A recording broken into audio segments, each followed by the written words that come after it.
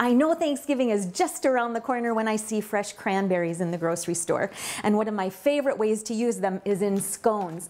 Now the scones that I make with fresh cranberries are pumpkin-cranberry scones.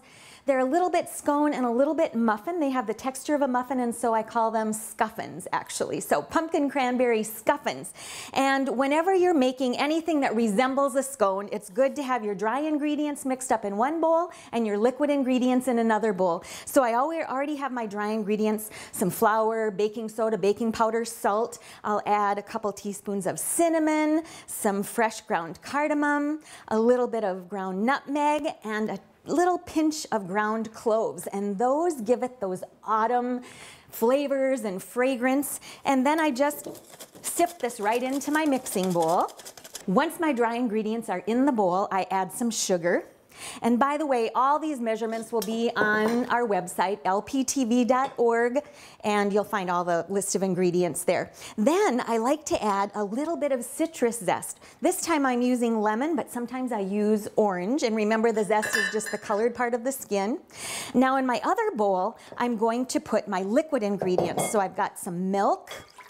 And just because I love to eat these so much, I feel like I need to boost the nutrient value a little bit. So I add about 4 teaspoons of ground flax seeds and some molasses for some nice flavor.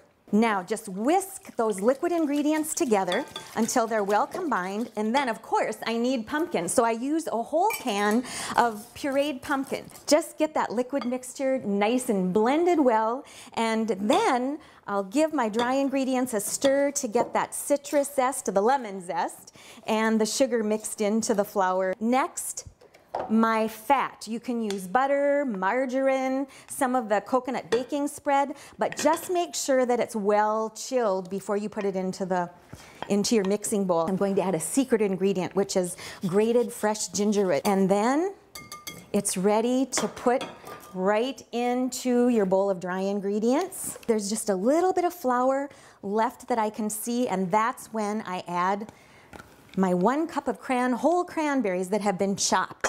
I always just use my measuring cup. I fill it up with a 1/2 cup of batter, so a 1/2 cup batter per scuffin, and just put it right onto my parchment lined or greased baking sheet. I like to sprinkle them with a little broken pecans and some sugar. Then I bake them at 350 for just about 20 to 25 minutes and look at what they look like when they come out of the oven. So do give them a try. I'm Sue Doden, sharing good food for good life 365.